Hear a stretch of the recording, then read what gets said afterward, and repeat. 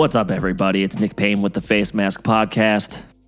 And by now, you've probably consumed, read, heard, listened to something about the Julio Jones trade out of Atlanta and the ripple effects from the trade. I've seen a lot about what this means for the Titans offense, what this means for the Falcons offense, obviously. And John was kind enough to do a bit of a breakdown, a quick hitter on what he thinks to expect from Julio on the Titans. So be sure to check that out and how to potentially, what the differences are for Julio this year as far as projecting him.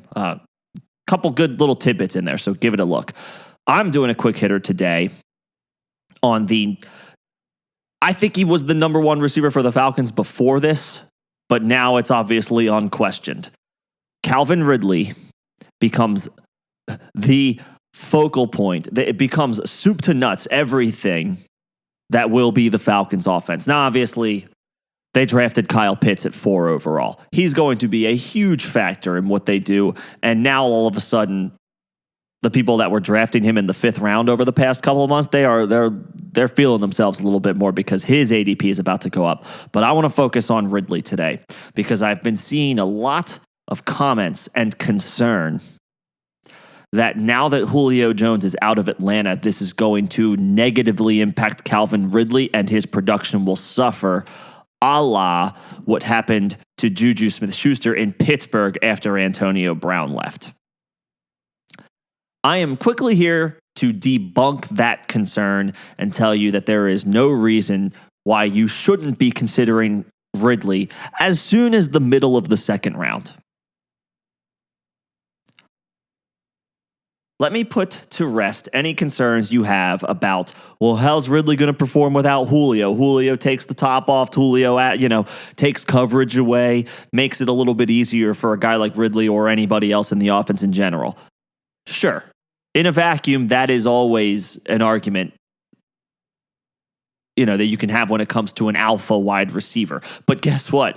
Ridley is an alpha in his own right and is absolutely closer now to the conversation as far as top 5 wide receivers go for fantasy. It's honestly pretty simple.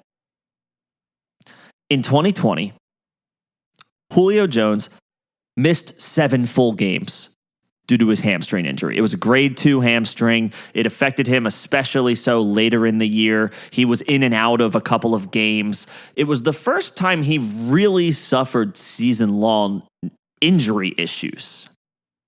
So there's that narrative to debunk as well, but that's not what I'm here to do today. Julio missed time, was fully out for 7 games in 2020. So not even counting the games where Julio played and then had to leave or had to exit early. Let's just take a look at the 7 games where we knew, everybody, the whole world, the Falcons knew, the opponent knew, fantasy managers knew that Julio wasn't playing that weekend. In those 7 games, Calvin Ridley had 50 catches on 79 targets for 765 yards and 3 scores. For 7 games, that averages out to about, I'm rounding down and rounding up here a little bit, but about 7 catches on 11 targets. So I'm just going to go ahead and project now that Ridley is a lock for about 12 targets a game, if not more.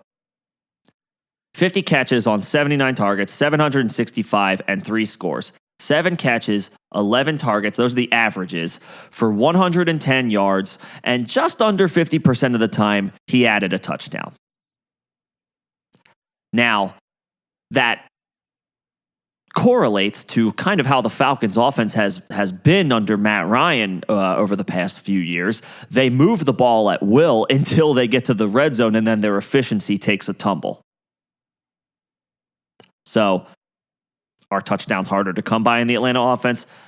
Maybe Kyle Pitts changes that. But the point is, even without Julio Jones, the Falcons have proven that they are capable of moving the ball down the field, up and down the field. Will they score? Well, that's a problem for, Arthur Smith and the new coaching staff and Matt Ryan sans Julio.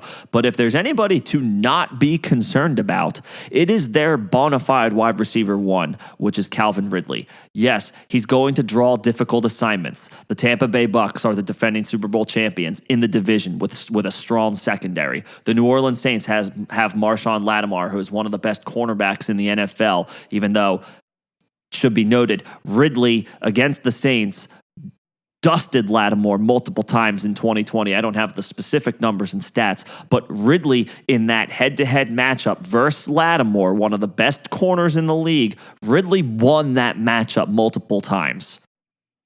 Ridley's win rate at versus cornerbacks is incredibly high. The concern that people have that they are pinning on Ridley, similar to what happened with Smith-Schuster in Pittsburgh without Antonio Brown, is misguided and short-sighted.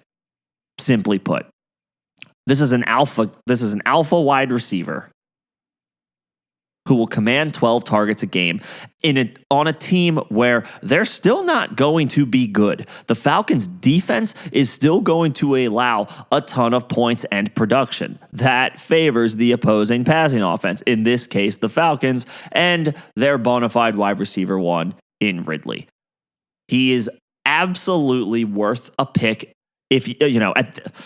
Prior to the trade, he was going around the 2-3 turn. You could probably, you could regularly see him falling to the top of the third round. But even a couple months ago when you knew Julio was on the roster, Ridley had ridiculously high draft capital and over a round higher than Julio. Now Julio is gone. You're probably going to see a slight uptick in ADP from Calvin Ridley, but I'm telling you, it's going to be worth it. He has top 5 wide receiver upside, maybe not wide receiver 1 overall upside, just because to the point of the Falcons have had their issues as far as red zone efficiency. But if you're not afraid of that, and you're willing to take on a guy who should have big yardage numbers, because guess who else has had big yardage numbers season in and season out during his career? That's right, Julio Jones, who has been up until, now that he's kind of on the downside of his career, was always an early pick in all fantasy formats. Now enter Ridley into a similar situation, who has proven that he can beat top-level talent as far as opposing cornerbacks. And people are concerned. They're worried that there's going to be an effect that without Julio, Ridley's not going to be not going to play as well. All I can say to that is I hope I draft with those people and Ridley falls and I get the opportunity to scoop him up. Will he be the overall wide receiver one? No.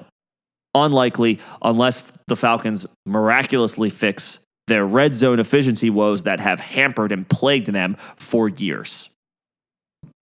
But even if they can't do that, you're talking about, I would be willing to say that Ridley is absolutely a dark horse to lead the league in receiving yards, which should plant him firmly in the top 5 of fantasy wide receivers. It will make his draft capital absolutely worth it, and he will remain hyper productive. Could he have a down week here and there because good elite or good or better than good defenses are able to scheme him away, take him out of the game plan? Sure.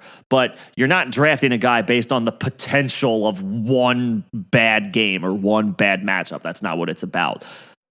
This is a top 5. There's top 5 upside as far as production. He's easily a top 10 talent at the position in the league and maybe higher. And now he steps into the bona fide wide receiver 1 role of a team that will have no choice but to continue to throw the ball even without Julio. I fully expect a massive season from Calvin Ridley, and I fully expect him to pay dividends at his ADP. So, do not fade Ridley. If anything, buy Ridley. If the Ridley owner in your league has the same concerns that I am trying to debunk right now, go make an offer. Stop listening to me right now. You've heard it enough. Go make an offer right now and see if you can acquire a guy who has top 5 wide receiver upside for the 2021 season and beyond. If you agree, great. Let me know. If you don't, that's fine too. We can have a conversation about this. Drop some comments below. Let me know what you think. Don't forget to hit that subscribe button as we continue to pump out some more content each and every day as we inch ever so closer to the 2021 season. I am Nick Payne with the Face Mask Podcast. Thanks for listening.